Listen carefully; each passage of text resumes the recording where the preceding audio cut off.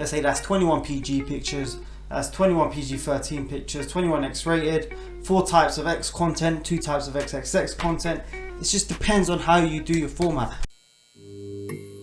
Bad bees. Right, welcome to episode 6 on Onlyfans tutorial. This is the most comprehensive Onlyfans tutorial on the web. Get to know. If you are just starting, watch all the episodes. If you are on Onlyfans and you need help, watch all the episodes. So episode 6, we're going to be talking about taking the actual content, the content scale that you should sort of use across your brand, and content batching, how to be efficient taking it.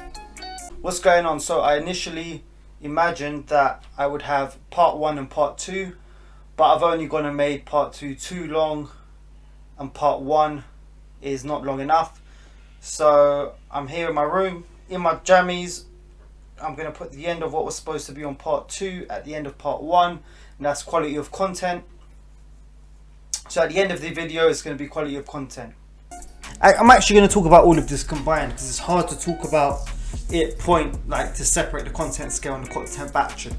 How I would recommend taking content is Sunday, 1 day a week, you bang out all your content for the next week or 2 weeks, right? I'm talking 14 days worth of content that you're going to have to post every day. That's what, 14 different outfits at least, okay? We are talking across your platforms, we are going to have different kinds of content. So I've come up with a scale, the content scale, whereas I have a PG, which is mainly your Instagram, keep your Instagram clean. You've got your PG-13, getting a little racy on your Twitter, on your Reddit, okay? And then you got X-rated, which your OnlyFans free page can be. I'll get to OnlyFans free and OnlyFans paid in a later episode, link above. Your XXX stuff, that's the stuff you put on strictly your paid page or your pay-per-view OnlyFans free. Basically you have to pay to get this stuff. You're not getting it free, okay? Now depending on how far you go on OnlyFans, that scale can differ. I'm taking it in the context of someone fully clothed over here and then doing certain acts at the end of the scale here. So let's say your PG page, you in jeans, PG-13 jeans slightly down, X is your thong, XXX is nothing. So we talk about it like that. In one sitting, right, you should get pictures for that 14 times. So you should have 5-6 different PG photos. You should have 5-6 different PG-13. You should have 30-second teasers in all of them, and maybe 2 videos at X and rated and XXX. Okay, and that isn't one batch, that's 1 day, right? And you do that 7 times or 14 times in 1 day, you've got yourself and your content set for the next 2 weeks. And it's called content batching. Content batching came to me also because of this gentleman from the office where he says batching. So when you're taking let's just talk about taking your content, plan it beforehand. What I always recommend is going on Instagram, surfing Instagram and adding pictures you like to your collection for posing, because posing is going to become really difficult. You can do it by yourself. I recommend taking content with someone else, but however, it's much harder when you're doing stuff by yourself, because when you're doing it with someone else, it's just going to be better. I'm sorry, they can hold their arm out like that and you could be taking the picture. No one's any the wise. If someone was to help you with the posing, someone to help you with the camera, your time cuts down so much. I cannot stress that enough. get your friend involved, get your friend to help you, okay? Your page is going to be popping.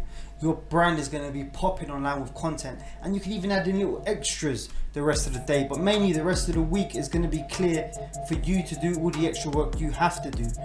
This is a lot of work. Whoever told you it wasn't lied, but you can make a lot of money. The difference between this and other businesses, the sunk costs are very low. What do you need to get started? You already have a phone, likely.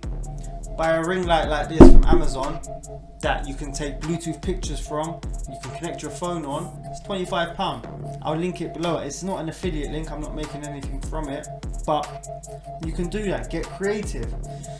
Use Lightroom, use open camera like I talked about in earlier episodes. If you've got someone else in the room, let them use their phone. Get 2 angles. You can sell the extra angle as a special option, right? So get creative and split your content up in varying intensity scales, right? First person to sort of put it in that scaling factor, really, I got to shout out, I mean, I had an idea of it, but Marketing with Dom does the same thing between 1 to 10, and I think he goes 1 to 10, 1 to 3, so he blocks it as well.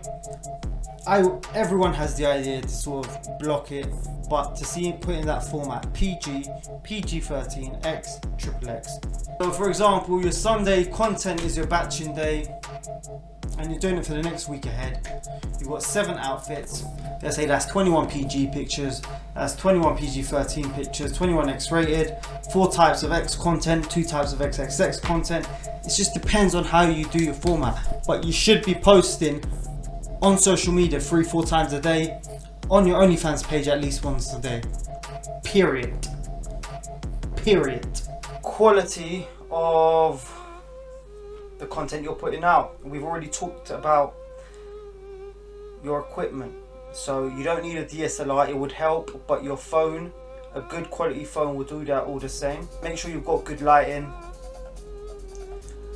Your pictures need to look very high quality. It really helps, okay, because people are paying for something, they want to see high quality, but at the same time they need to look amateur, if that makes sense. They need to look like you took it. You could have a whole team behind the camera, and believe me, some of the creators do have teams. They're not going to admit that because it's personal porn, because they want it to seem like it's them and the camera and the subscribers are voyeur. That. Now once you've taken the picture, do not over edit it. This is not going in a glamour model magazine, this is not going in Playboy. Please do not over edit the picture, do not over saturate the picture, do not make it too rich, right? Because once you do that, it loses its amateur quality. Also, these Instagram and Snapchat filters, please keep away. Backgrounds, tidy up your background, man. Make it look good. If you have laundry and socks on the floor, if your bed's not made, this is stuff that like, it will just, the picture in the background, I know it seems silly, and I know you probably think they don't look that far, but just setting that overall look, and just do your damn bed, man. But also invest in your background. So buy new throws, buy new fabrics for your background. Even though it needs to look amateur, they'll appreciate the effort. Okay, nice fabrics, nice throws. It just changes. They're gonna be little simple touches, because most of the time you're in your house when you're making your content. It's these little simple touches that make every photo set seem different, right? Or it helps change your progression over the time. So it seems like you're adding new stuff in.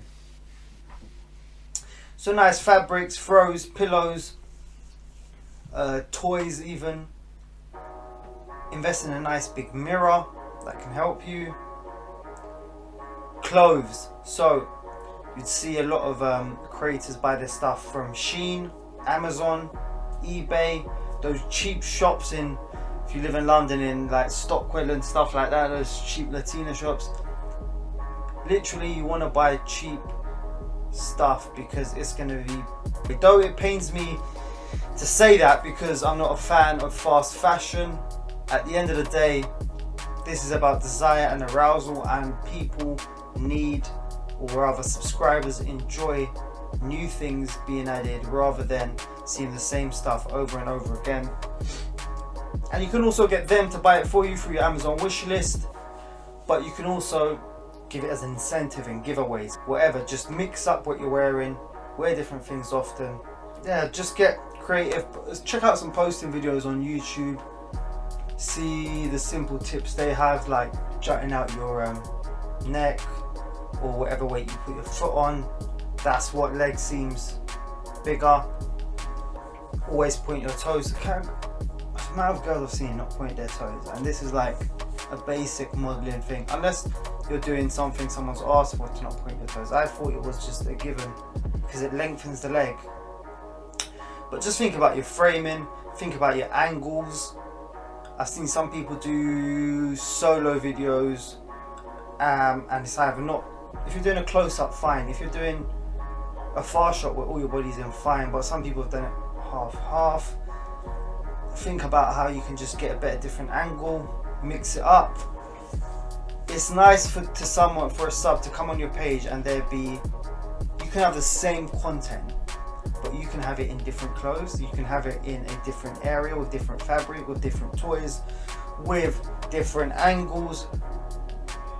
So when you have a finite amount of things, you can always mix up some of the variables to get something new. Okay? You can do this yourself. You can fully do it yourself and make a lot of money, but it is a lot of work.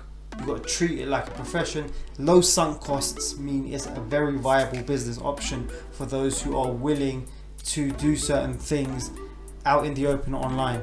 Big respect to you, big love. Part 2